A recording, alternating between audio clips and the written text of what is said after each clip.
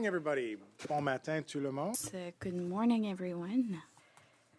Welcome. I hope that you've had a good week up until now. So we will start a new study. Significant importance to Canadians across the country. So I'd like to just begin by reminding witnesses that if you're using your earpiece, please ensure that if it's not on your ear but plugged in, that you have it on the sticker in front of you. That's to protect the health and well-being of our interpreters. Je peux vérifier qu'on a... I would like to confirm that all tests have been done. Hour of testimony with the witnesses before us this morning, and then we will go in camera to finish or hopefully finish the second version of the mold maker study that we had been working on previously. With that, I'd like to welcome the following witnesses who are here with us today. From the Canadian Bankers Association, Anthony Osler, the President and Chief Executive Officer. Hartland Elcock, who is the Assistant General Counsel and Vice President. Gentlemen, welcome. From the Canadian Telecommunications Association, we have joining us Eric Smith, the Senior Vice President. Welcome, sir. And from TELUS, Kerry Frey, the Chief Security Officer. Welcome, Mr. Frey. Witnesses, you'll have upwards of 5 minutes each for your introductory remarks. You don't have to use them all, but you are certainly entitled to them. With the Canadian Bankers Association, I'm not sure, Mr. Osler, I suspect it will be you that will be speaking. With that, I'll turn the floor to you.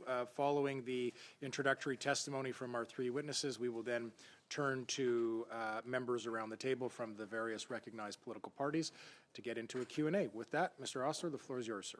Merci beaucoup. Bon matin. Un grand merci au... Thank you very much. Good morning, and thank you to the committee for giving us this opportunity to participate in its work on financial fraud and scams in Canada. My name is Anthony Osler, President and CEO of the Canadian Bankers Association, and I'm joined today by Hartland Elcock, Deputy General Counsel and Vice President at the CBA. The CBA represents more than 60 Canadian and foreign banks operating in Canada. It advocates for public policies that maintain a strong and dynamic banking system capable of helping Canadians achieve their financial goals. Financial crime is a top priority for the CBA. As a board member of the International Banking Federation, IBFED, I saw firsthand at our November 2022 meeting in Sydney how Australia was responding through a growing cross-sector public-private approach.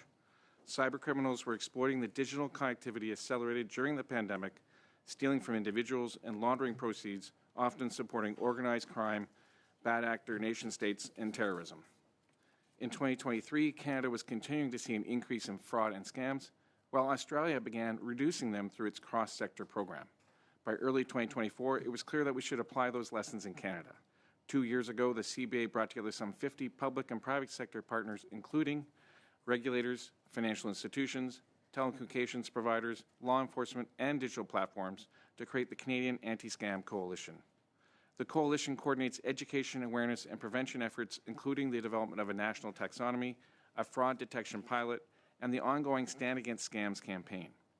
While I'm here today as head of the CBA, I also continue to chair the Coalition Steering Committee, now housed in the Canadian Cyber Threat Exchange. The CBA has also provided comments to Finance Canada in support of a national anti-fraud strategy. We support a federal cross-sector approach to strengthen consumer protection and reinforce trust in Canada's digital economy, starting with the financial services, telecommunications, and digital platform sectors. These sectors intersect across the fraud lifecycle, and the Canadian Anti-Fraud Centre has found that over 85% of fraud dollar losses can be traced back to telecom or digital channels. Coordinated action across sectors alongside responsible consumer behavior is critical to reduce fraud-related harm to Canadians. In January 2025, I became chair of the IBFED and launched a task force to share international best practices on fraud and scams. In March, I led an IBFED delegation to the United Nations Interpol Global Fraud Summit in Vienna. Key outcomes included a call to action for countries and a global public-private partnership framework for institutions. 37 member states, including Canada, have endorsed the call to action, and the CBA, IBFED, governments, digital platforms, NGOs, and other organizations have endorsed the framework. This international work continues through pilot projects to strengthen fraud protections. As Australia's experience in the recent Future of Financial Information Sharing research show, cross-sector information sharing is essential. Supported by strong governance and privacy protective guardrails, this voluntary and conditional information sharing will allow Canada to fight fraud across its full life cycle. Public awareness and education are also critical to an effective national anti-fraud strategy. They support earlier detection, better decisions, prevention, and improved reporting. We encourage the government to further support the Coalition's multi-sector Stand Against Scam campaign. A whole-of-government strategy can help organizations contribute their expertise, but roles and mandates across the system must be clearly defined. Better coordination among Canadian law enforcement at all levels and with international partners will require a clearer, intelligence-informed operating model. We also believe the Canadian Anti-Fraud Centre should remain Canada's primary hub for fraud reporting and intelligence aggregation. As I have noted, the financial crime environment is evolving quickly, and the AML-ATF regime must keep pace. That is why we support the government's creation of the Financial Crimes Agency, FCA, which promises to help Canada's fight against complex financial crime. As it develops, the CBA supports the FCA becoming the national operational lead on combating financial crime, with a coordinating and priority-setting role to help guide the AML regime's continued evolution into a more risk-based, fit-for-purpose framework. In closing, the CBA appreciates the opportunity to contribute to the committee's study. Canada's banks know firsthand the financial and emotional toll that fraud takes on their clients. Banks invest heavily in fraud prevention, cybersecurity, training, and client awareness, but no single organization or sector can successfully stem this tide. If we work together across government and sectors collaboratively to solve this threat, together we can protect Canadians, Canadian businesses, and the economy. We look forward to your questions. Thank you very much, Mr. Osler. Appreciate that. You clearly timed that out as you were right on the dot. Mr. Smith, I'll turn the floor to you. I'll try to come in 5 seconds under that. Thank you, Mr. Chair and members of the committee, for the opportunity to appear before you today on behalf of the Canadian Telecommunications Association. Our association is dedicated to building a better future for Canadians through connectivity. Our members include telecommunications service providers, equipment manufacturers, and other organizations that invest in, build, maintain, and operate Canada's world-class telecommunications networks. Fraud is a serious issue. It causes financial harm, undermines confidence in digital services, and affects Canadians in every region of this country. The telecommunications industry takes this challenge seriously. Our members invest significant resources in fraud prevention and work continuously to identify emerging threats, strengthen network protections, support law enforcement investigations, and help educate Canadians about scams. Measures taken to help Canadians include blocking certain types of calls, caller ID spoofing prevention tools like Do Not Originate programs, and the implementation of stir-shaken technology, call traceback capabilities to help identify the origins of scam calls, network-level analytics to identify and flag suspicious communications, spam reporting systems, identity and account protections, and ongoing collaboration with law enforcement and government agencies. At the same time, it's important to recognize that fraud is an ecosystem-wide challenge. Telecommunications networks are often the pathway through which fraudulent communications travel, but they are typically not where the scams originate, where the fraudulent content is created, or where financial losses ultimately occur. Today's fraudsters frequently use digital platforms to originate, optimize, amplify, and execute scams, or use over-the-top messaging applications to communicate with their intended victims. While telecommunication networks are used to deliver these communications, telecom service providers generally do not see the content of these communications. To use a common analogy, while telecom providers deliver the envelope, they do not read the mail. Telecommunications providers are also subject to legal obligations that limit their ability to interfere with communications. Section 36 of the Telecommunications Act prohibits telecom providers from independently blocking communications without specific authority provided by the CRTC. This restriction is a fundamental element of Canada's net neutrality framework and exists to ensure that anti-fraud measures do not inadvertently block lawful traffic or interfere with critical communications.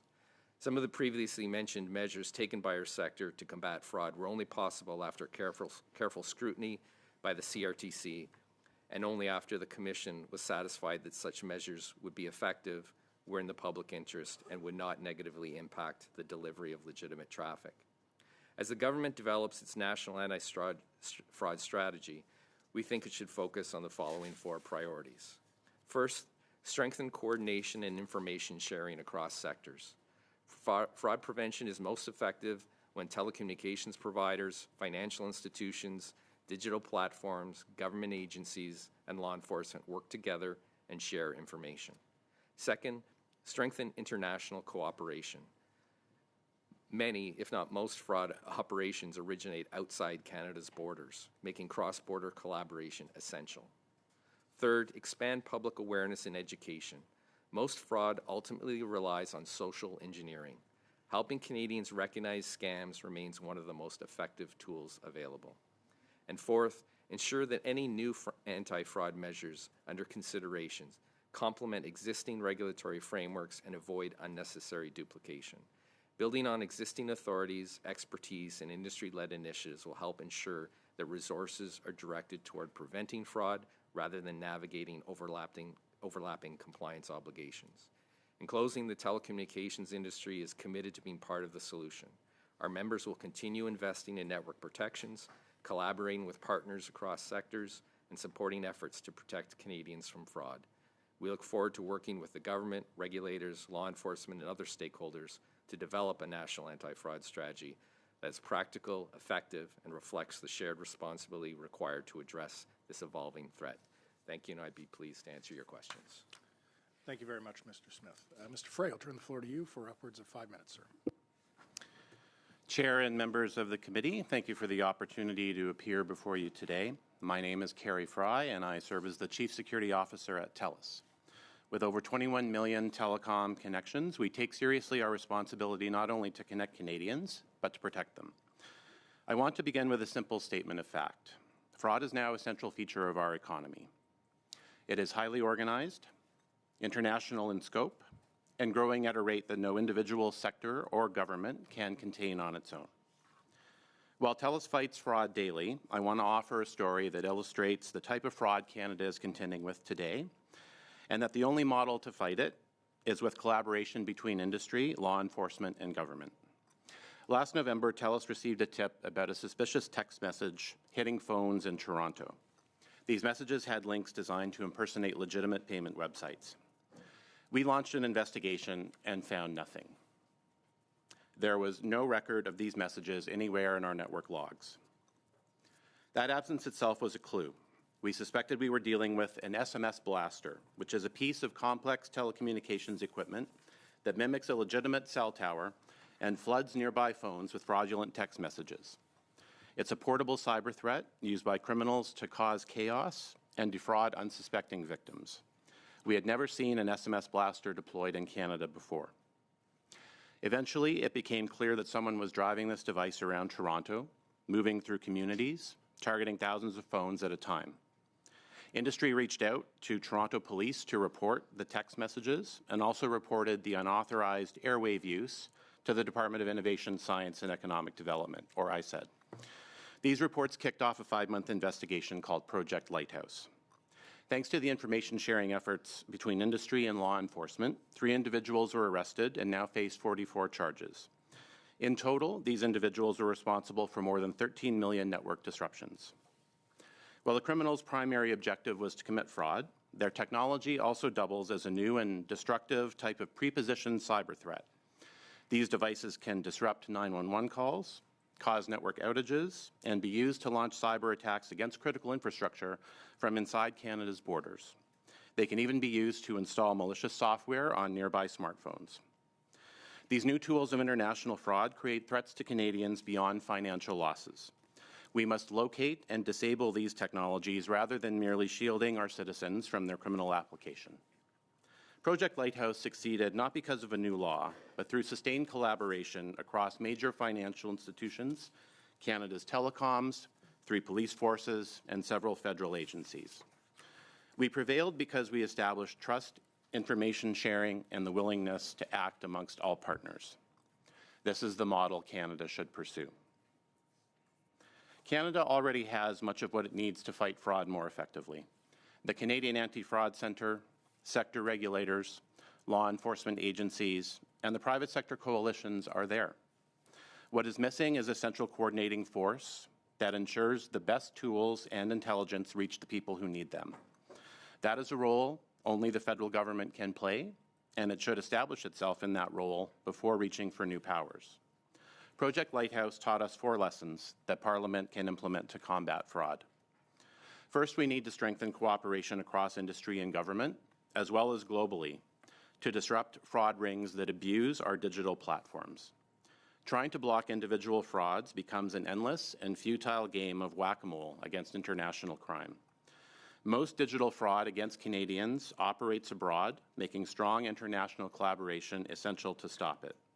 Within Canada, the federal government is best positioned to lead fraud prevention, disruption, and response efforts across the public and private sectors. Second, telecommunications companies could block more fraudulent traffic on our networks, but today, liability risk constrains what we can do. Safe harbor laws protecting good faith anti-fraud actions would help protect Canadians at no additional cost to taxpayers. Third, provide law enforcement with the explicit mandate and necessary resources to effectively apprehend fraud perpetrators and dismantle their technical apparatus. Fourth, and finally, Parliament should look at existing policies and how they unintentionally assist fraud. For instance, the CRTC's customer confidentiality regulations restrict cross-industry information sharing. Another example is the CRTC's device unlocking rules, which currently make it easier for criminals to defraud Canadians of their smartphones, leaving them with significant debt and damaged credit scores. To conclude, TELUS sees ongoing fraud against our customers and, frankly, against all Canadians every day. It is growing, but it is beatable if we act with coordination and urgency. TELUS is ready to be a partner in that effort. I look forward to your questions. Thank you. Thank you very much, Mr. Fry. Okay, we'll go into our first line of questioning. Madame Dancho, the floor is yours for 6 minutes. Thank you, Mr. Chair, and it's an honor to start this important study. I know every corner of the country has been impacted by frauds and scams, and that members of Parliament came together on this committee quite collaboratively to pursue recommendations to government so that we can safeguard Canadians and their finances, and as outlined in testimony, their safety as well and their access to 911 and other resources. So thank you to witnesses for being here. Your testimony is very important to us, and I have a number of questions for each of you, but I did want to outline part of the inspiration for pursuing this study from my end. At my constituency office, we received a call about a year ago, and it said RBC online banking, and my assistant answered the phone, and it seemed very legitimate, but there was just something that didn't quite sit right with her, but she wasn't sure, so she hung up, called me, and we decided, why don't you call RBC directly and just see, and sure enough, it was a scam, but she's young, she's with it, which is often what we may say, if she didn't have that, provides more vulnerability. But she said, look, it would have been extremely easy for me to have given over the information. They were very convincing. So how are people supposed to defend against this? And so I just want to turn it to you, Mr. Fry. Could you explain how that could have happened in my office and other homes of Canadians, that the bank was the name on the caller ID, obviously fraudulently, but how does that happen, and how could that be prevented? Yes, the unfortunate reality is that telephone calls and SMS messages can be impersonated. That is due to limitations in the security of the telecommunications infrastructure that was developed decades and decades ago, and that still at the very fundamental layers of it, we still rely on all around the world. And our industry has developed many new secure protocols to prevent impersonation. However, every country in the world has to adopt those. In countries that don't adopt them, it provides a safe haven for criminals to route calls and SMS messages from those jurisdictions, which then we have to process into Canadian networks. And so we block the vast majority of those, probably over 99% of scam and impersonation telephone calls and SMS messages, and yet some are still able to get through at a significant enough volume that it sustains an industry for scams. Yes, thank you very much. So you're saying that part of the problem is not necessarily something that's within your control as TELUS. You're not restrained based on legislation. I know you alluded to some legislative constraints, but that specific issue, there's not a legislative change or something that you can do domestically to stop that? Like, you are doing a lot, but you're saying because these calls are coming internationally and routed through your network, that creates some issues. Is that clear? Yes, that's correct. Okay, so is there any recommendation you can provide to us that would support you in preventing that? I don't see a recommendation to prevent that. It is a sort of a reality of the telecommunications infrastructure globally. Options that we could look at are communicating in different ways, or, as I mentioned in my testimony, we can revisit greater international collaboration on this question and seek to upgrade networks in other countries around the world and to really have them shut down older versions of telecommunications infrastructure, which is the vulnerability that is sustaining much of this activity. Do you see artificial intelligence as playing a role both in the increase of the threat but also in combating it? Would that help in this scenario or others similar? It would, yes. My concern overall is that the example that you cited, and one that I'm certainly familiar with, is in a small minority of what is causing fraud at a large scale if we look at the total financial losses in the country. So while that would be an important aspect to continue to focus on, there are many other examples of abuse of our digital platforms, not just telecommunications infrastructure, but also hyperscaler cloud platforms and the applications on our mobile phone, which fraudsters are also using to perpetrate these scams. And it is a fact that even if we take away the vulnerable portions of our global telecommunications infrastructure, they will simply pivot their activities 100% onto the digital platforms. So we have to be very mindful of being holistic in our strategy. And to the credit of the telecommunications platforms, I have noticed, maybe others have as well, but in the last year, it'll show a call incoming, but saying blocking likely scam or something. I had not seen that before, but that's quite frequent now. So much appreciated for us, but it seems some are still, as you said, sneaking through. Mr. Smith, did you have anything to add to this conversation about prevention or legislative change or anything you think we can do? No, I think I'll just add to what Mr. Frey said is that, some of the tools that telecommunications providers in Canada and elsewhere in the world have adopted have been to target those types of things. And in fact, with the CRTC, they implemented the stir-shaken technology, which helps verify the identity of calls. It doesn't verify the purpose of the call, but identifies the identity of the caller. But as was mentioned, that technology, if it's not adopted in the jurisdiction where a call is originated, for example, it doesn't provide that function. There's also other programs that carriers are brought in, like do not originate programs. So, for example, if a bank has 1-800 numbers that they do not use for outbound calls, they're just for customer service, people to call into customer service, they can register that with Telcom so that if a call purports to be coming from that number, it gets automatically blocked. So there's different things that companies are doing, but as noted, is once you close one loophole, fraudsters go to other things, and what we're seeing a lot is on social media platforms, digital platforms, those types of things. Thank you very much.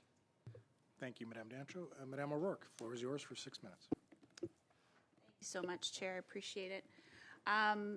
In 2024, the Canadian Bankers Association, Canadian major banks, telecoms, technology firms, law enforcement, and the Government of Canada formed the Canadian Anti-Scam Coalition to support a coordinated response to scams. I'm wondering, Mr. Osler, what concrete results has the Canadian Anti-Scam Coalition achieved to date? How are those results being measured? And how will it work with the new financial crimes agency that the government has announced? Great. Thank you very much. There's multiple elements to the progress of the coalition. The key thing to note is the coalition is voluntary. And probably one of our biggest accomplishments is the launch of our campaign, education awareness campaign in the fall of last year, fall of 2025, called Stand Against Scams. And the call to action for the Stand Against Scams is stop, check, talk, or arrêtez, vérifiez, parlez-vous. And that is to try and help get Canadians greater skills to better protect themselves, because the reality is if you talk about one type of scam vector or style of scam, the bad actors, as these guys have been talking about, they will change their route of doing it. So trying to help Canadians get better skills. Additionally, we have developed a taxonomy of information sharing so that we can see what would telecoms need, what would banks need, what would digital platforms need, what would law enforcement need, so that we can have one version of the truth when and if we set up an information sharing exchange on a formalized basis. And then finally, we've had a great partnership with the telecommunications industry from the point of view of doing a pilot. So we have one of the large telecoms and a couple of my members are doing a pilot of information sharing of where they've identified meta information around bad actors doing scams. And what's interesting about that is you may find, let's say, a phone number that's been used fraudulently in the telecom, and then you discover they've used it as a fake identity at a bank. So then they've been able to figure out, okay, well, that person must be using that as a mule account, and then we can pause the account and that kind of stuff. So that pilot's been really quite interesting. We're leveraging the backbone of the telecom industry to facilitate securely sharing that information. It's not a sustainable solution. It's not automated. But when the pilot participants compare the information, the networking effect of having multiple parties is quite significant. And so we're hoping to build upon that now that we have the taxonomy and move forward on information exchange on a more formal basis. I think that a critical element will then also be adding in the digital platforms from information exchanging perspective. The digital platforms have been a member of the coalition since the beginning and have been key contributors to the education and awareness, including programs like Meta's doing a program now with the World Cup to try and stop people being scammed. So there's a special part of our campaign that's around that. And so we've really welcomed that investment from our all sectors in the education awareness campaign. But I'd say there's more to do. And that's why there's the opportunity to be at this committee and participate in this study is welcome, because countries like Australia, they've reduced scams by 30% over the last 3 years. Our scam reported volumes have increased 32%. So since 2022, we're up 32%. They're down 30%. And so they're the only country that over the last 3 years has reduced scams. And they've done that through a cross-sector program that is government-led and that has brought, not just the sectors together, but law enforcement, justice, or, attorney, crown attorneys, those sort of things. There's a whole coordinated, integrated approach. And that's done an amazing job of protecting Australian citizens, and we'd like to do the same in Canada. Fantastic. So just, I'm mindful of the time.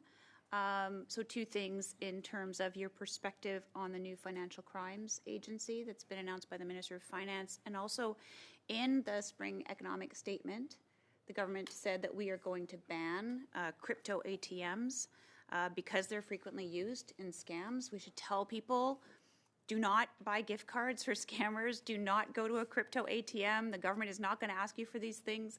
Your bank is not going to ask you for these things. I'm just wondering whether you support that move to ban those crypto ATMs that are in a lot of corner stores. So very much so. And I think that if you think about financial crime, scams and fraud are a subset of financial crime. And the financial crime is connected to cybercrime. It's connected to money laundering, right? 60 to 70% of the people that are perpetrating these scams and fraud are outside of the country. They need to get the money out. So they're laundering the money. One of the easiest ways to do that is through crypto channels. Most of the use cases for crypto are for financial crime of some form or other. And so that's why we need a financial crimes agency. Other large countries have them, Italy or US as an example, UK. And what we need is an agency that can coordinate with those agencies if we think about the risks that are involved here. And that would better enable us to disrupt these bad actors. We may not be able to take the ones that are overseas to jail, but if we can coordinate across countries and stop them from victimizing our citizens and businesses, then we're better able to protect them. Thank you. Mr. Chair, do I have a minute? Because MP Begum would take it. I'll give it to you on the back end. Ms. Begum, you can tag on to Monsieur Ntumba for a few seconds, okay? When we get to the next round. Monsieur Saint-Marie, la parole à vous pour 6 minutes. Mr. Saint-Marie for 6 minutes. Thank you, Mr. Chair, and it's a pleasure to see you here again before the committee. And Ms. Dancho was an excellent chair, and thank you so much for suggesting this excellent study. Thank you to the witnesses for being here. You've given us a lot of information already in your opening statements and in your answers so far. My question is for the Canadian Banking Association to begin with. But first, I'd like to thank Mr. Smith for his recommendations and the fourth recommendation with regard to Bill C-29, which should be debated in the House of Commons shortly and will be referred to committee. So thank you for that as well. Mr. Osler. There are two kinds of fraud which have made headlines lately internationally and which have had devastating effects here in Canada. And I'd like to discuss this with you. However, just before, if ever the association can send the committee more information on the pilot project you referred to, that's very interesting. And also on the Australian example, you touched on that, and I think that would be something we could be inspired by and help us produce a better report. So the first type of fraud that is covered a lot by news programs, a young retiree has his or her pension goes on social media, sees the Prime Minister or Elon Musk, but it's a deep fake. So if you invest in crypto, click on this link, the person does that, puts in $20, and boom, suddenly the amount has tripled, withdraws the money, $60, puts in $1,000, pulls out $3,000, and at the end puts in his entire pension fund, $500,000 or $1 million, and boom, it disappears abroad and is gone forever. I want to call the social media platforms before the committee. This is ridiculous. It should not be allowed, deep fakes like that being broadcast. But what can banks and financial institutions do? Once the money has left the country, you talked about coordination, but given the current laws and regulations, is there any way to say can you do anything if you see $500,000 disappear from a client's account?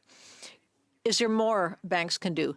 And then with regard to FinTrack, which seems to be a toothless tiger, FinTrack is drowning in work, but what exactly can it do, and what can you, bankers, do to stop fraudsters from stealing people's lifetime savings? Thank you very much. So on the further information, for sure, we will provide you information on the pilot and on Australia. I've provided some stuff already to the committee in Australia, and we've encouraged the Australian Bankers Association and the experts that do their information exchange to be witnesses. So hopefully that'll be arranged for the committee, but we will help facilitate on that follow-up. Regarding the deep fakes, that is a very challenging situation. One of the things that our members do is they're constantly scanning the web, be it social media or wherever, looking for deep fakes that may have their representatives there, be it the CEO or well-known financial pundits. And when they identify those, they notify the platform appropriate to take them down, because they don't want that to be contributing to the noise or suggesting credibility to the fake investment things. And it's not just fake crypto investments, but the crypto one is a common one, unfortunately. What's interesting is scammers play on emotions. So they're playing on fear, greed, lust, loneliness. And unfortunately for consumers, if someone's playing on your emotions, often your critical thinking skills get pushed away. And if it's fear, maybe you're worried about a grandchild or something, or if it's loneliness, maybe it's a friend, or maybe greed, hey, I need more money. And so those dimensions then have people push through. And so our members have lots of programs. When someone is trying to send money externally of a large amount, they ask them what the purpose is, or if they're taking money out. It's very a common local scam. This is not international players, but or at least local people are involved, is trying to convince people to take money out of their bank and give them cash because there's a security risk or something. In those instances, if they don't normally take out large amounts of cash, the tellers have been trained to ask individuals about what's going on there. In regards to what we can do further, obviously a key part of that is building the ability to share information and learn the patterns. And so if something's happening in Trois-Rivières or in Thunder Bay, that we can connect the dots, be it with our telecom or digital platform partners, work with law enforcement to cut those things off. In regards to FinTrack, Our members spend billions annually on compliance and on fighting financial crime. Our system is not effective because we're focused more on compliance instead of on risk. And so there's a real opportunity to reform our AML regime. If you want more detail, Heartland, who's here with me, is our expert on financial crime. It's an excellent question, and I appreciate it. I think first we need to contextualize FINTRAC's role. They're an intelligence agency rather than an enforcement agency. So our members are the largest reporters to FINTRAC of suspicious transactions, which is where an institution has seen suspicious activity that lead to reasonable grounds to suspect money laundering, sends that information to FINTRAC. And again, it's money laundering, terrorist financing, and sanctions evasion. It's not the predicate offenses of fraud. It's the treatment of the money after those initial incidents. And then what FINTRAC does is it packages that information and sends it on to law enforcement. I think the FCA is a critical ingredient here, because you can have a lot of reporting, as we do currently. In fact, I think the Cullen Commission has noted that we have magnitudes of reporting higher than other jurisdictions, but we're not seeing the results in terms of investigations and prosecutions. And what the FCA can do is really offer what all my colleagues have mentioned, which is coordinated, integrated investigations of complex financial crime to yield results for Canadians, to protect them, to take the information and translate it into actionable, into real results. But that doesn't mean that the AML regime itself doesn't need improvement along the lines of what you're referring to. As Anthony mentioned, as the President mentioned, focusing on risk is critical. We have a lot of reporting into FINTRAC. That's a lot of noise in the system. What we think is critical is that we see a reform of the AML regime overall. We need a modernization of our AML laws to look at the type of reporting that's going into FINTRAC to ensure that, again, it's targeted on risk and the priority risks of the government. And so then law enforcement is getting exactly the information it needs. There's not a deluge of information. It's really targeted on bad actors. We can do that through, again, changes to legislation. We can do that through changes to information sharing powers. Currently, we have private-to-private information sharing. That's currently being stood up.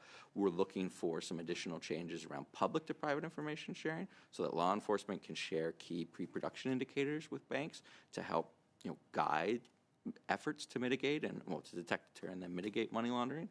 And then finally, also looking at how we actually enforce the regime. So do we need to consider sector-specific regulation? FINTRAC has 39,000 reporting entities. That is a big job. And I think it's important that the right regulators are looking at the right industries. We've mentioned other sectors like MSBs. It's important that areas where there's high risk, supervisory resources are dedicated to those areas of high risk so that we have compliance. Our members are highly compliant. Our members are also prudentially regulated, so there's several lines of defense, but it's important that we have this sort of comprehensive regulation across the board. And again, I just close off with the Financial Crimes Agency itself. We hope, I think everything that's been tabled is very promising in its structure, in its mandate, and its powers. We also hope that as time goes on, it evolves into a coordinating agency, something that can set national priorities. It's hard to focus on risk if you don't have the priorities.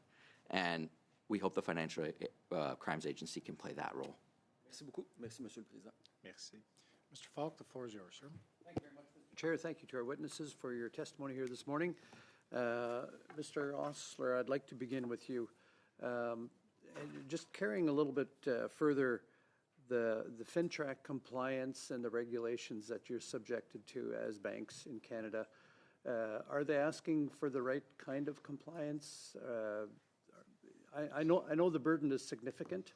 I fully understand that and have experience with that. But are they effective in what they're asking you to do? So let me give you, do you understand the concept? Great question, thank you. Do you understand the concept of diminishing returns? Yes. Right, so FINTRAC, their suspicious transaction reporting has 400 fields. The equivalent report in Australia, who we've seen is effective at fighting financial crime, is 30 to 50 fields. There's definitely, probably after 30 fields, there's diminishing returns. If we want to move quickly and look at risk, I think there's a significant opportunity, as an example, to reform the reporting process and put more focus on action. I think that all of the FINTRAC regulations and compliance issues should undergo a significant reform. Certainly. Okay, and I don't disagree with you. Yeah. And that's good.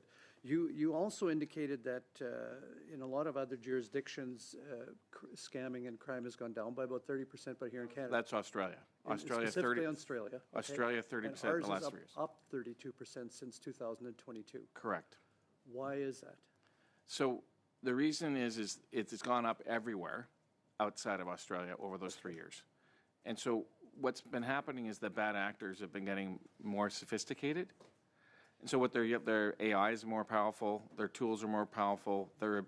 They've developed international teams, tiger teams, that these sort of virtual teams that come together. They get people that are experts at digging into the dark web, people that are experts at psychological profiling. They'll develop a playbook that may be working in Australia. It gets cut off Australia, well, then they do it in Canada, that sort of thing. And so these bad actors... Electricity, you go where there's Yes. least resistance, right? Right, exactly. Okay. They go where the least resistances. My question also is, once these bad actors are identified and you actually get to the bottom of an incident or an entire scam, are you finding that the prosecution is effective? So, unfortunately, I was at the UN Global Fraud Summit. They mentioned that 60 to 70% of the source of scams and frauds are international. And so it depends on the home country, and this is what our telecom peers are seeing as well. If you have countries that aren't upgrading their telecom system or don't have a good rule of law, they can become a backdoor or the conduit for a lot of issues. And so, But when some of your member organizations, some of the banks that you represent, when they've experienced fraud and they've caught the bad guys, are they reporting to you that the penalties are significant or appropriate? on the bad guys, I've not. We've just not seen for instance, on anti-money laundering, we've just not seen a lot of convictions. Like and on scams, the statistics I've seen on the fraud, like people, not only 5 to 10% of people report their scams.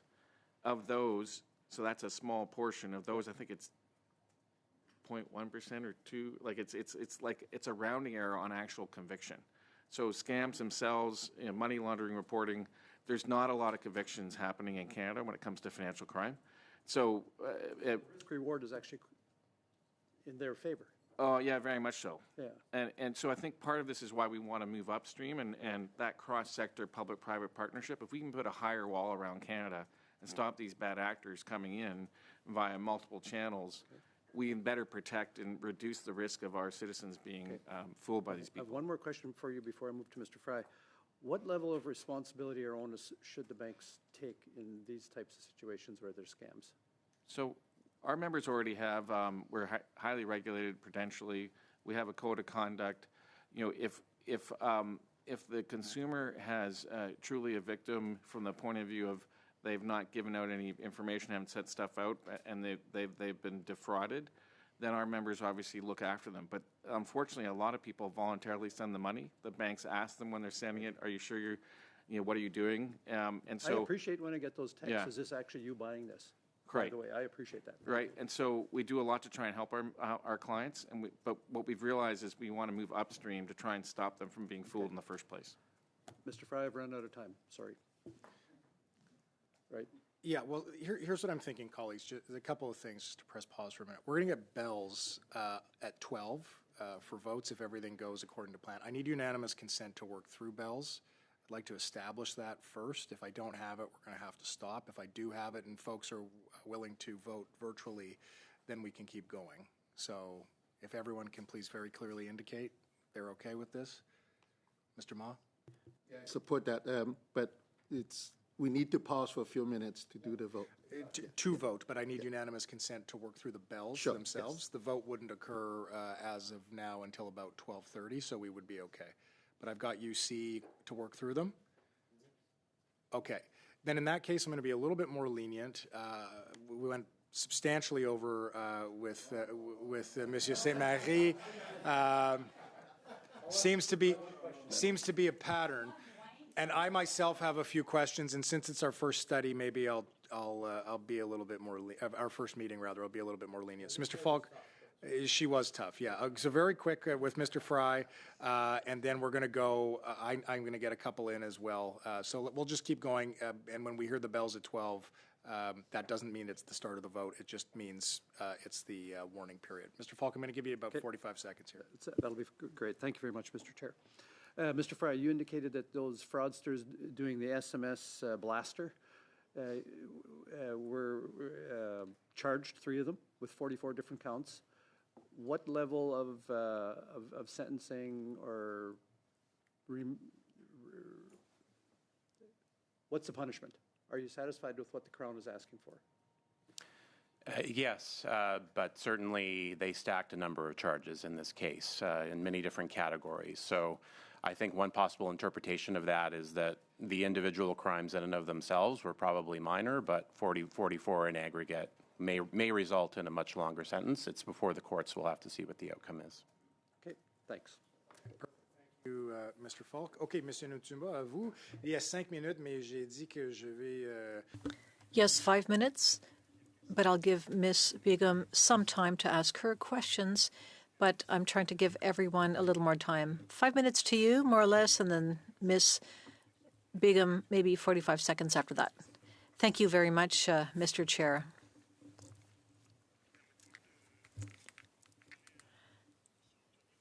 If I may ask a question of Mr. Osler.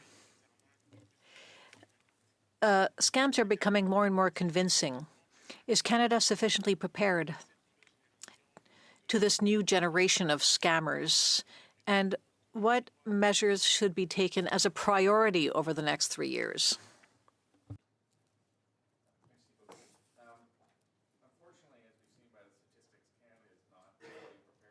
I would say that the fact that we've had our voluntary anti-scam coalition in place for a couple of years, we're probably ahead of many or most countries from the point of view of better understanding the risks. But like every country except for Australia, we don't actually have a comprehensive cross-sector public-private initiative in place. And I think that we could get there fairly rapidly. You know, the government does have a national anti-fraud strategy. It is creating the Financial Crimes Agency. It has an opportunity for AML regime reform. And it's, you know, I could picture us within a couple of years being in a position to actually bend the curve on this and reduce scams and fraud. It didn't, once Australia had figured out how to do it, they very quickly had results. And so we're on the cusp of getting there. But a key part of that is thinking about how we work across aligning clear definitions with a cross-sector framework so that all the different players know what the roles they need to play, have controls for the various sectors. You know, as our colleagues have mentioned here, each sector has its own regulators, but we need some sort of overlay to make sure there's coordination. As part of making it effective, we need improved fraud data sharing, that oversight of that, and public education. You know, we've done a lot on the publication front. En fait, votre commentaire sur le partage des données de fraude. In fact, your comment on information sharing relates to my next question. Do banks have the necessary tools to quickly share information on scammers? So can you share that information quickly with your financial partners and with governments and other security forces? Thank you. So we have that's a good question. We have the legal framework to share information. We have information, but we do not have a tool to exchange that information quickly. We do have our pilot underway that we're doing with between a couple of our members in the telecom that's doing the pilot. That is working, but that is quickly to the entity that's holding the information securely, but then the actual analysis is slow because it's not automated. So we're not there yet, but now that we have a taxonomy that's designed that would work across, the next step would be developing an information exchange, and that taxonomy was designed so that it would work for government. Mr. Frey, si vous pouviez recommander. Mr. Frey, if there was one measure you would recommend to the federal government which would make the biggest difference in reducing fraud and the intentions of fraudsters, what would that measure be and why? So as I mentioned in my testimony, we need a convening power, not a committee, not attempting to address fraud holistically by committee, but a single place where an organization can take the accountability for understanding how fraud is happening and leading strategies and campaigns that all of us can participate in to tackle whatever the solution is to rid ourselves of the particular scam or fraud ring that's perpetrating these crimes against Canadians. Est-ce que vous pensez que les... Do you feel that Canadians are equipped enough to deal with frauders given the new technologies out there, given the fact that we have access to so much information? There are three different kinds of people: young people, those in the middle, and seniors. So there's a diversity of people. And there's a diversity of perceptions with regard to fraud. How do we deal with that? I believe we need much more awareness and focus for Canadians on the types of new fraud and scams that are occurring. I myself would answer personally that I used to feel I could keep up with it, and I've been a security professional for 3 decades, and I'm at the point where I can no longer keep up with it for my own personal considerations. So extrapolating that to across all of our society, no, I don't believe that we're prepared, and we need a much greater focus and concentration on this because, to my colleague's point, awareness about these scams and measures that we can take to not become victim to them are paramount. Merci, Monsieur Ntumbo. Okay. Thank you very much. OK, désolé. Besoin de le temps, mais merci pour votre... Ms. Begum said she'll pass. Well, thank you, Ms. Begum, for giving me of your time. I have another question for the Canadian Bankers Association, but if Mr. Smith and Mr. Frey would also like to respond, and there's not enough time, please send us your answers in writing. Now, data leaks. It happens everywhere. Financial institutions, telecom giants, everywhere. And that leads to identity fraud.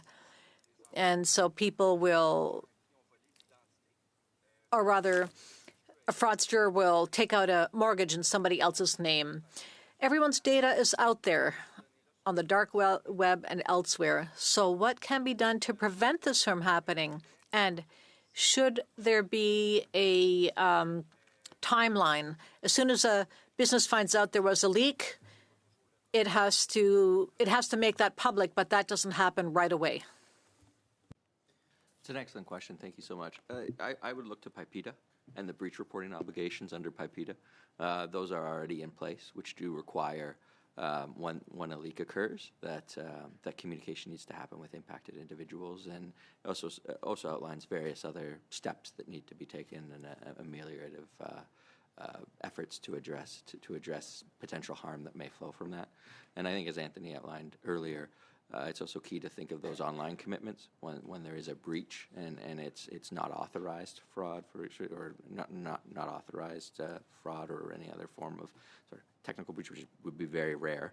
There's commitments to making customers whole as well. So I think the legal framework is already more expansive, or under privacy law is already expansive enough to address the sort of situation you're outlining. It doesn't require a specific time period, but it does require a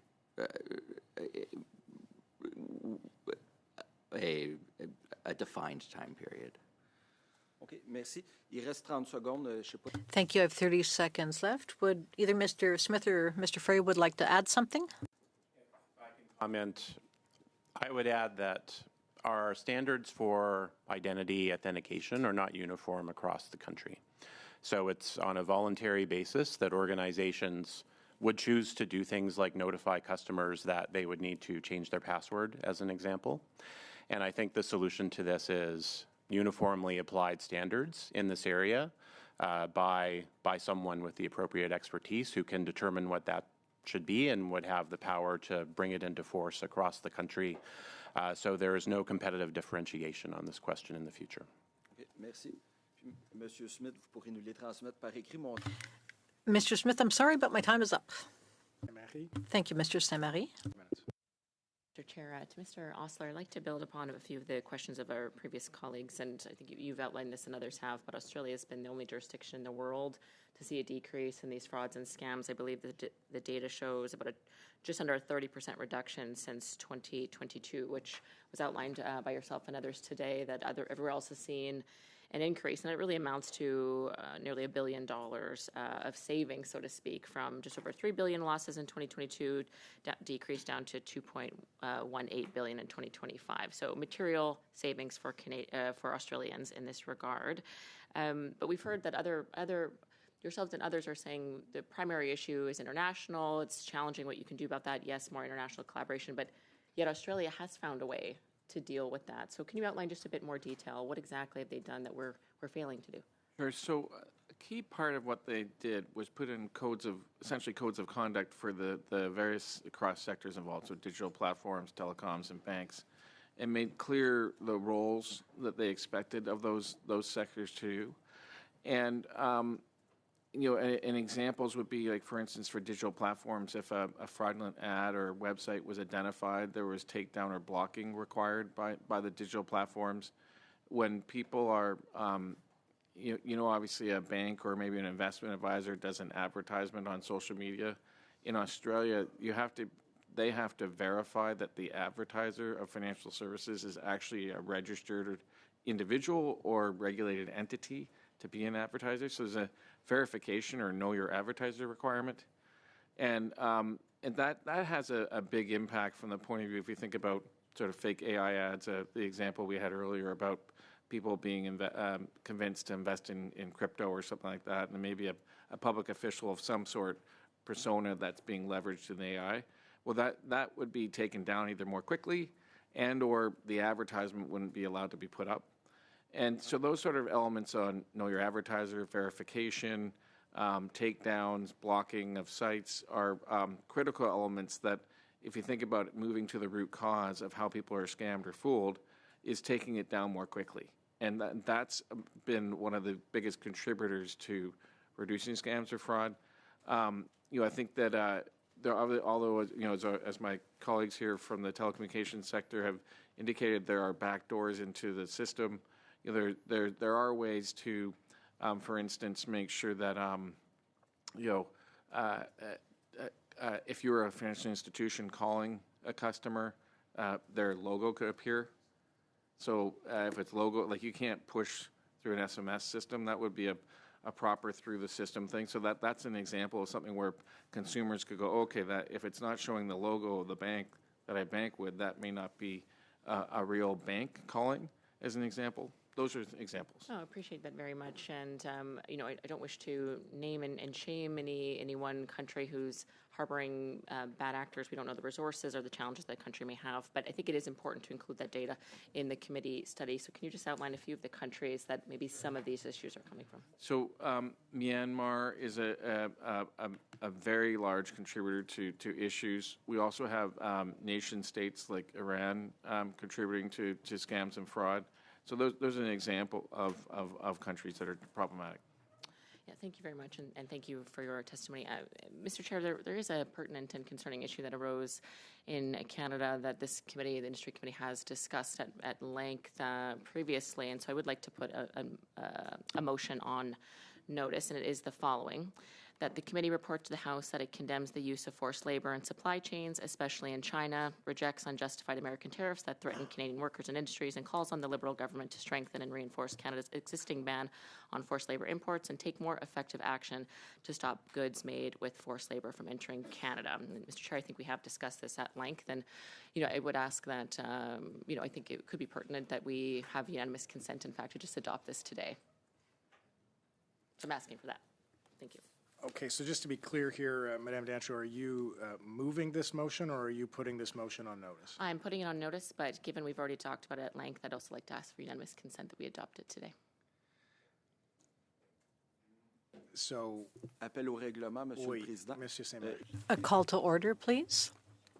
I would like to see the written motion, and that we come back to it after. Sure. It's not quite as simple as asking for unanimous consent. I need to know if you're moving this motion or not. If you move this motion, you're entering us into debate on that motion. although I have to see it, and based on what I've understood that you've read out, I'm not sure that that's relevant to the business in front of us, and therefore I'm not sure it's admissible at this time. If you want me to analyze it and make a ruling on that, I can. If you are not insistent upon moving it at the moment, then you're certainly permitted to put it on notice, and we can move forward as such. Yeah, given that we've talked about it at length at previous committee meetings, I think everyone's really informed on this issue. We have public record of that, so I'm asking for unanimous consent to adopt it. Yeah, So. the issue, Madame Dancho, is not whether we've discussed it previously. It's that it's not relevant to the business at hand. You didn't give the appropriate notice, therefore it's not admissible. I'm not moving it, yeah. But I'm asking for UC. Right, but for us Which I can do. But for us to enter into a decision-making process on this, it would require admissibility of Not the, to ask for the UC, question no. itself. Not to ask for UC. Let me take a look at it Sure. first and foremost, and in order for me to be able to do that, I'll need to have it in both official languages. I would like to suggest, considering that there was a significant degree of collaboration to bring this fraud study forward at your request, with collaboration on the part of members around the table. It seems somewhat useful to me that we continue to have this conversation before we deal with this matter. So as we have done previously when we have motions put before us unexpectedly, I would recommend that we navigate the rules a little bit here with your permission, colleagues, to conclude the final few minutes of witness testimony that we have. And then I can come back and take a look, Madame Dancho, at this question. But I don't see any use in us making witnesses wait for us to get through this. Thank you. Colleagues, is there any further commentary on this matter before we conclude that and I take a look at it? Okay. Monsieur Ndumba, oui? Ben, je pense que vous avez tout dit. I think you've said everything. And the motion, we did not receive a notice of motion. Well, we are just going to finish with the testimony, and then we can come back. To work quickly, please, to get that distributed to members in both official languages. I'll take a look at it once we're done our testimony here. Mr. Baines, the floor would be yours, sir, if you would still like it. And there's some questions that you'll have, and then I am going to take a few minutes to ask a few questions. And then we'll get back to the matter that was raised a moment ago by Madame Dancho. So, Mr. Baines, the floor is yours, sir. Thank you, Mr. Chair, and thank you to our witnesses for joining us today on this very important study. You know, I'm going to jump into it because quite a significant amount of information has come forward, and I thank you for sharing much of that in some of the and focusing on the risk side of things and what more recommendations that, you know, ultimately the committee's purpose is to establish strong recommendations that we can take forward. So I'd like to focus a little bit about on your thoughts on the Bill C-22 that's before us in the House right now that's being debated. On lawful access, and in my conversations with many of the police agencies locally here in British Columbia, and even with CSIS, they want more access to the ability to be involved in the lawful access piece, and also the financial crime agency, and how they can be engaged in those processes to ensure that they can tackle some of these things. And the Australia reference is extremely interesting to me. And most of it seems like it's a very doable changes with respect to codes of conduct for banks and platforms, verification pieces. So if you can just maybe share some thoughts on the lawful access, what your thoughts are on that, and if you have any recommendations there. So is that directed to the CBA first? Sorry, to the CBA first. Great, thank you very much, MP Baines. Good to see you. So at the higher level, one of the things that's critical, it's not so much the information that would be needed in C22 to help us fight scams and fraud. It's more around the support and oversight of information exchange, and coordination with law enforcement, particularly if we determine that it's international bad actors that are contributing to the scams or fraud. And so that it's a broader element. But I would maybe defer to my telecom peers if there's anything specific about C22 and frauds and scams that would be helpful from your perspective. Yeah, please, maybe from Mr. Fry from TELUS. So I would just say, with respect to Project Lighthouse, which I spoke about earlier, we did receive court orders from police so that we could provide the data to them they needed to conduct that investigation. And I think that worked very well, with the exception of perhaps a timeliness component. So the one observation I would make is that we need to find ways in our lawful access system so that we can get data rapidly into the hands of investigators who need it to carry out their work. Okay, and then just going on to that, the cyber weapon, have you uncovered, so now that the perpetrators were caught with the SMS blaster, have you noticed, and you talked a lot about how they'll find a way to move on and move into different areas. Have you noticed different approaches that fraudsters are using, other technology, or and then what potential, whether it's investments or initiatives that government can take to combat on the cyber security side? Yes, there are many more forms of prepositioned destructive capability that we have detected within Canada. And the arrest of this group in Toronto did not eliminate the use of SMS blasters completely. We know that there are more, and they are operating in other jurisdictions in the country.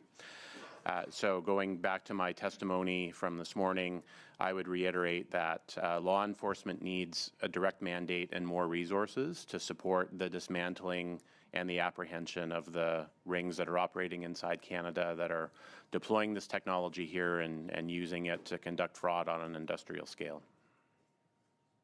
Okay, and I'll stay with you on this. You talked about reforming the AML regime. Can you maybe expand a little bit on that? And what have we as a government spoken enough about that in any way, or is this something that you're bringing forward now? I think, Director to the CBA, thank you very much for the question. I think I think there is a significant amount of reform required for the AML regime. It's been about 26 years since the piecemeal TFA has been meaningfully modernized. We haven't seen a parliamentary review for some time. I think we're slightly overdue on that. So what we'd like to see is I think reform in various areas, but let's start with modernizing the legislation. We want to look at governance of the piecemeal TFA regime. We want to look at the legislative tools that the regime has, and then we also want to look at information sharing. I think what's being discussed today is critical. It's the amount of information flowing to FinTrack that isn't necessarily leading to results. There's a significant degree of reporting, as my colleague mentioned, 400 fields in Canada for an STR versus 35 in Australia. There are a lot of ways we could pare down those fields. There are a lot of ways we could reduce the number of transactions that are reported, but still yield tangible results. In fact, better results. You'd create less noise in the system, and you'd be better able to use the information at hand to empower law enforcement. We want to see that sort of sector-specific supervision, ensure that areas of risk are receiving the appropriate oversight. And then information sharing. I note you mentioned Bill C-22. I think I'd say that there are some changes in Bill C-2, which is still out there, that we would like to see from an AML perspective. And those are the public-private safe harbors. And those are the safe harbors that allow organizations to use, federally regulated organizations, to use the information that law enforcement, without threat of liability, that law enforcement is providing them, this pre-production information, which allows, again, organizations subject to the piecemeal TFA to properly focus their efforts on risk. And so, first and foremost, I think a meaningful review of the legislation is required, but we have a lot of ideas, again, as I've just covered, as to the direction we could go to really help boost results.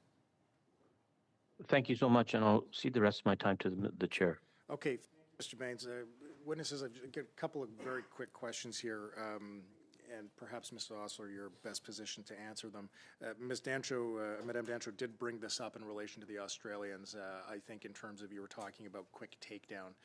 But in the Canadian context, are social media platforms being cooperative when you reach out, having identified that there is a problem of some sort, and you are asking for cooperation to take down a deep fake, a false advertisement, whatever it may be? Are they meeting you? Are they willing to work with you? And if they're not, what's the reason? So, great question, Chair. So if you think about the Canadian Scam Coalition, when we started in the first year, we actually had a work stream on this specific item because the digital platforms were part of the coalition, are part of the coalition. And we worked through, how we could better provide them information so they could take things down. And so that has improved cooperation. But their verification process of taking things down is lengthy. And so it's not, things are not taken down as quickly as they would be in Australia. So, I think it may be, it's hard to know what's driving that. It could be resources, could be prioritization. But the reality is although we've had great discussions and stuff, there's room for improvement. Do they recognize the scope of the problem, in your opinion, Mr. Osler? So what was interesting is the UN Global Fraud Summit was that all the large digital platforms were signatories to the framework that I talked about. And in that, they talked. That framework talks about the shared responsibility of all players in the fraud lifecycle, and so they have recognized it. Meta talked at going into the forum that they want to improve their verification process. Going into that, they had verification at 70%. If a bank had only verified 70% of their customers, I think we'd be shut down. So their objective is to move it to 90%. So I think those are good things, but there's an opportunity for improvement. What I'm asking you specifically is when you speak to social media platforms about the depth of the issue, in your view, are they accepting responsibility for the role that they play as a vehicle for this fraud to occur? Yes, the IB Fed, we met with the global head of fraud and security for Meta at the UN Global Fraud Summit, and they acknowledged that this is an issue and they've wanted to work with us internationally. And so we're having great discussions around ways to pilot and improve what we can do. But I would say that 2026 has been the most substantive progress we've had, and there's a lot more to do. Okay, thank you. My second question, there was reference earlier to credit score, that a victim of a fraud or scam would have a credit score implication. Can you talk, I know it's not necessarily your area of expertise, but can you provide some reflection to the committee in relation to how a Canadian who has been victimized by fraud, who then sees a negative repercussion on their credit score, can remedy that credit score diminishment that's occurred by virtue of the fraud? Yes, so the instance I think that was mentioned was when there's digital, identity theft, and so someone does lending, borrows with a fake ID, and then the person that's the actual real individual whose ID has been compromised, they're then shown as being the person that borrowed, but they didn't. So in those instances, when that's proven, that the credit bureaus, the banks work with a bank or a financial institution that's involved would work with the credit bureau to update their credit bureau rating because that they were a victim of identity theft. The challenge for the victims is obviously they have to work with the financial institutions and others to prove that they were a victim of identity theft. And so it can be a lengthy process, but that's part of that is the reality is fraudsters may take advantage of that avenue. So there's controls in place. That's part of it. But the reality is if you're a true victim of identity theft and someone did borrowing in your name, that will be expunged. Okay. My final question is, do you have any data that would tell you what percentage of scam victims or fraud victims through the major banks in Canada, what percentage of those victims are seniors? And use the definition of senior as 65 and over. I don't have that data, but what I would say is that all Canadians are victims of scams. What tends to happen, though, is the dollar values are different. So often people that are over 65 have spent a lifetime saving to be able to retire. Right. And so the dollar amount of losses, just logically, based on what we've seen, is larger. But would you say that the overall percentage of fraud victims or the targets of fraud, whether successful or not, would be disproportionately seniors, or you don't have data that you could lean on to support that right All now? Canadians are victims. You could have a 15-year-old. No, I understand all Canadians are victims. That's not my question. My question is just, are seniors disproportionately the victims of fraud in Canada? On a dollar value basis, yes. I think you maybe maybe contemplating meeting with the Canadian Anti-Fraud Centre. So Chris Lynham, who runs that center, is an expert on this. They collect all the statistics and have demographics. And so Mr. Osler, this will be my last point. But what I'm saying is you represent the banks, right? Yep. Okay. So if I'm the client of a bank, yes, and there are 100 people that have been the victim of a scam or fraud involving that bank in Canada, what I want to know is, are 50 or more of those people over 65? This is the general essence of what I'm trying to get to. I understand. I take your point that all Canadians are victims of fraud, and that the older a Canadian is, the likelihood that the amount of money in their bank account is increased would ring true.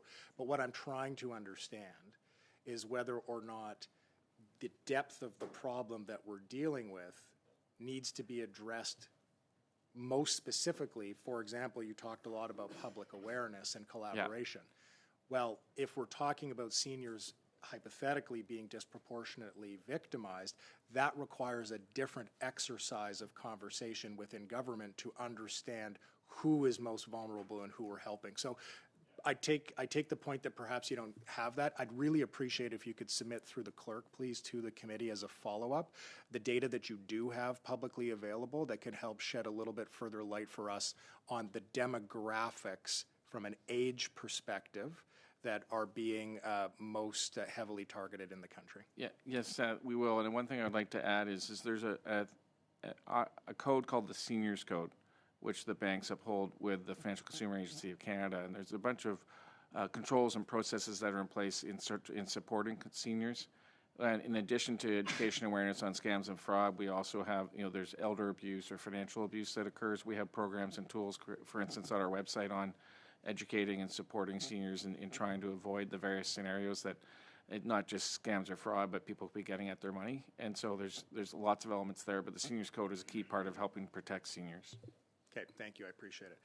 Witnesses, thank you very much for your time and availing yourselves to us today. We appreciate the insight. It starts us off on this important study in a useful and meaningful way. Colleagues, here's what I'm going to do. Because votes are at, I believe, 12:34, I'm going to suspend until the 10-minute voting period has finished, or I have been told by all of you that you have completed your voting, which would bring us to roughly 12:44, at which point we're going to resume this conversation. For now, we are suspended.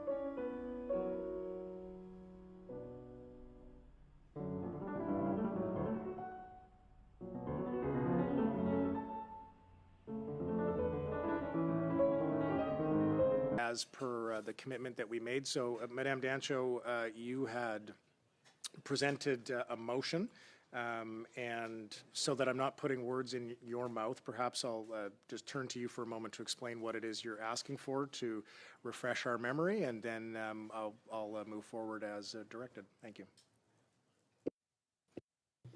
Thank you, Mr. Chair. I'm asking for unanimous consent to adopt the motion. I can reread it if you'd like. It says that the committee report to the House that it condemns the use of forced labor in supply chains, especially in China, rejects unjustified American tariffs that threaten Canadian workers and industries, and calls on the Liberal government to strengthen and reinforce Canada's existing ban on forced labor imports and take more effective action to stop goods made with forced labor from entering Canada. And of course, this follows quite a few discussions we've had at this committee. I think that we've worded it in a way that really outlines the issue in a fair manner based on past discussions we've had. And I know the Conservatives, of course, we support adopting this motion. I know the Bloc Québécois as well supports adopting this motion and reporting it to the House. So we'd ask Liberal members to give us UC to do so. Thank you, Mr. Chair. Okay, so thank you, Madame Dancho. Just for clarity here, colleagues, of course, what I'm being asked to do is to ask for unanimous consent for the adoption of this motion. I will remind members that the motion was presented by Madame Dancho prior to the suspension of the meeting a few moments ago.